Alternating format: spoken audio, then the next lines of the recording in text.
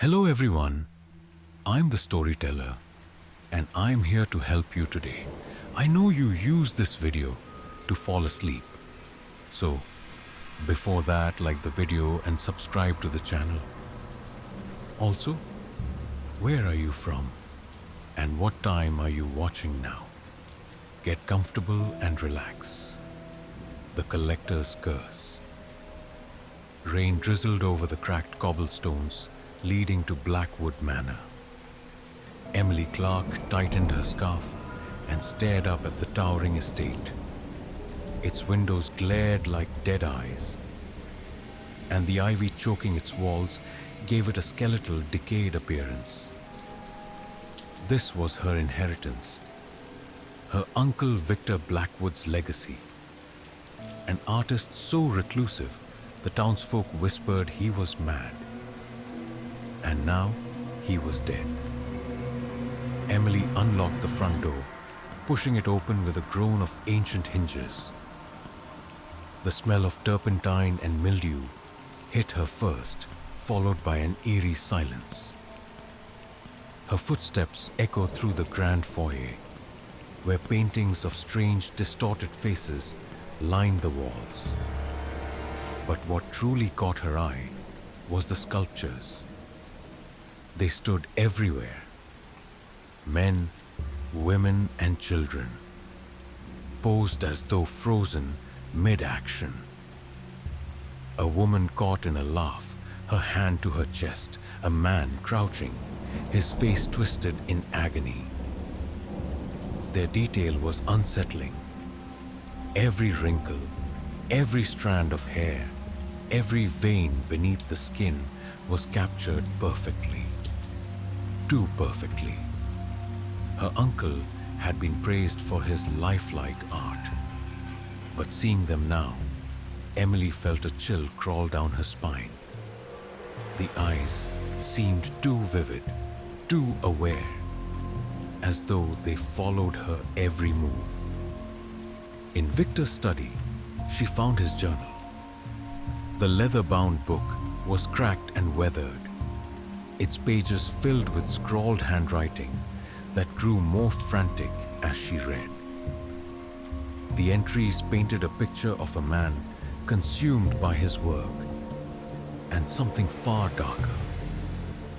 The collector demands perfection, one entry read. The sculptures. They are not just my art, they are my prison. The collector promised me greatness, immortality, but I did not know the price. Another entry chilled her to the bone. They are alive. God forgive me, they are alive. Emily slammed the book shut, her breath quickening. She glanced at the sculptures again, and in the dim light of the study, she swore she saw the laughing woman's lips twitch. That night, Emily stayed in one of the upstairs bedrooms. Sleep didn't come easily. She tossed and turned, her mind replaying the journal's words and the unnerving stillness of the sculptures. A sound woke her, soft, like stone scraping against wood. Her heart raced as she sat up. The room was bathed in shadow. But something felt off. She fumbled for the bedside lamp, its warm glow casting away the darkness. The door to her room was ajar.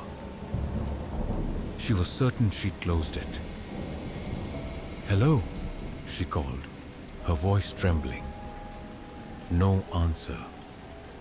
Emily crept into the hallway, the floorboards creaking beneath her feet.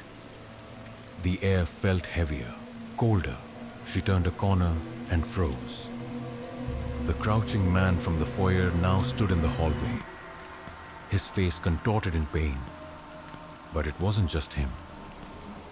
Several sculptures were there, their lifelike eyes glinting in the faint moonlight. They were closer than they should be. Emily's scream caught in her throat as she stumbled backward, retreating to the study.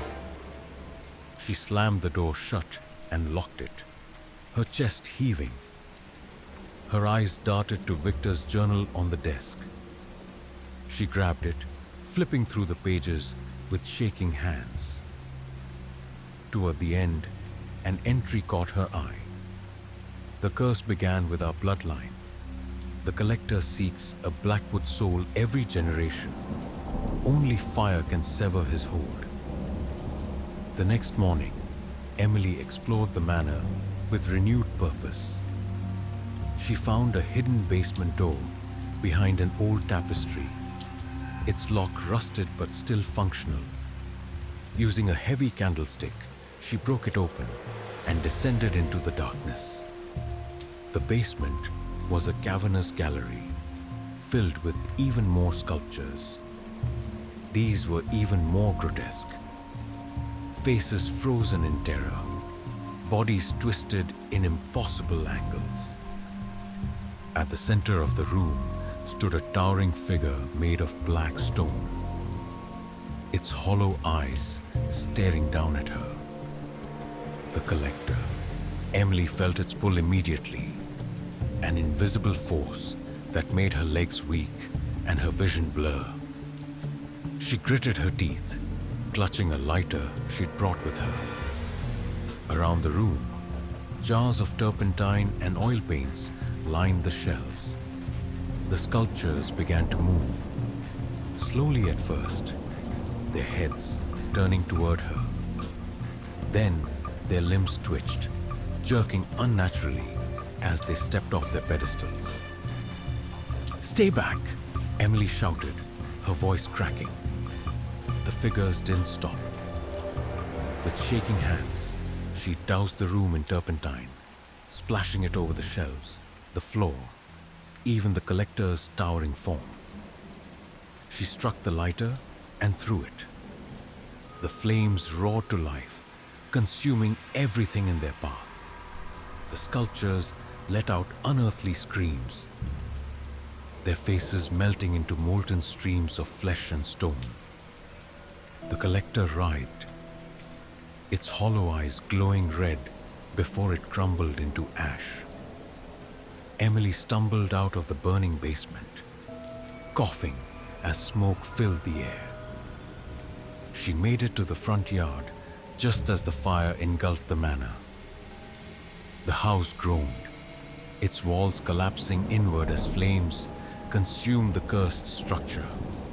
Emily fell to her knees, gasping for air.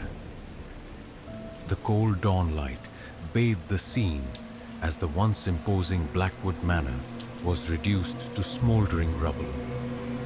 It was over, or so she thought. Scene: Emily's apartment, a week later. Emily sat at her kitchen table, a mug of tea cooling in her hands. The past week had been a blur of paperwork, police reports, and nightmares. The authorities had accepted her story of an accidental fire. She hadn't mentioned the sculptures or the collector. Who would believe her? She glanced at a box of belongings she'd salvaged from the manor. Mostly old family photos and Victor's journal. Among them was a small, unassuming figurine she hadn't noticed before. It was a replica of the Laughing Woman. A chill ran down her spine as she stared at it. She hadn't packed this. She was certain. Shaking her head, she picked it up to inspect it. The detail was extraordinary. Just like the larger sculptures. Too extraordinary. Her stomach twisted as she saw faint, almost imperceptible veins under the stone surface. The figurine's head tilted slightly. Emily dropped it with a gasp, the porcelain shattering on the hardwood floor. She stumbled back, her breath quick and shallow. A low chuckle echoed in the room, soft, almost imperceptible, but unmistakable. Emily's dreams. That night, Emily tossed and turned in her sleep, trapped in a vivid nightmare. She was back in the basement of Blackwood Manor. The collector loomed above her, larger than before, his hollow eyes glowing with an unnatural light. "You think you've won," a voice whispered, deep and guttural. "But I am eternal." The shadows around her twisted and writhed, forming grotesque faces that screamed and laughed in unison. The collector reached out a stone hand, and as his fingers touched her, Emily jolted awake. Emily's apartment. Midnight. Her heart pounded as she sat up in bed, drenched in sweat. The room was dark and silent. She reached for the lamp on her nightstand, her fingers brushing the switch. It didn't turn on. The air grew colder, and the faint sound of stone scraping against wood reached her ears. Emily froze, her eyes darting around the room. In the faint light from the street lamp outside, she saw it. The figurine of the laughing woman, whole again, standing on her dresser. Its head was turned toward her, and its once laughing face now bore a sinister grin. "No," Emily whispered, her voice trembling. The figurine tilted its head, and the room was filled with a guttural laugh that seemed to come from everywhere at once. The final confrontation. Emily grabbed Victor's journal, frantically flipping through the pages. She found a passage she had overlooked before. "If the collector's hold is not fully severed, he will return. A Blackwood soul must confront him in his realm and destroy the anchor binding him to this world." Her mind raced. The anchor. It had to be the figurine. But how could she destroy it? The fire hadn't worked. The laugh grew louder, the shadows in the room twisting and coiling toward her. The figurine began to move, its tiny stone limbs jerking unnaturally. Emily clutched the journal, desperate for a solution. At the back of the book was a sketch of a circle, an intricate symbol surrounded by strange runes. Beneath it were the words, "Blood seals the bond. Blood can break it." Emily grabbed a piece of chalk from her desk and frantically drew the symbol on the floor. Her hands shook as she completed the runes, and she grabbed a small kitchen knife from the drawer. The figurine lunged at her, its stone limbs elongating grotesquely. Emily cried out as it scratched her arm, drawing blood. She fell to the floor, but quickly smeared her blood onto the center of the circle. The room trembled, and the figurine froze mid-motion. A deep, guttural scream erupted from it, as the shadows coiled tighter around the circle. The figurine cracked, fractures spreading across its surface. "Be gone!" Emily screamed, pressing her bloodied hand to the runes. The figurine shattered into dust, and the shadows exploded outward before vanishing entirely. The air grew still, and the oppressive cold lifted. Mourning Emily sat on her balcony, the rising sun painting the city in soft golds and pinks. She clutched a cup of coffee, her bandaged hand resting on her lap. Victor's journal lay open beside her.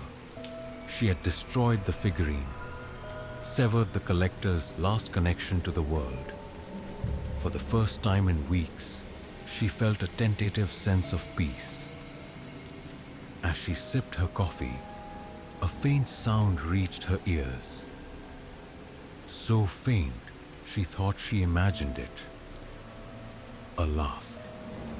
Her grip on the cup tightened, her eyes darting toward the shadows in her apartment.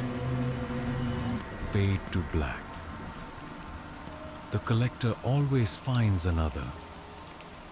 The end.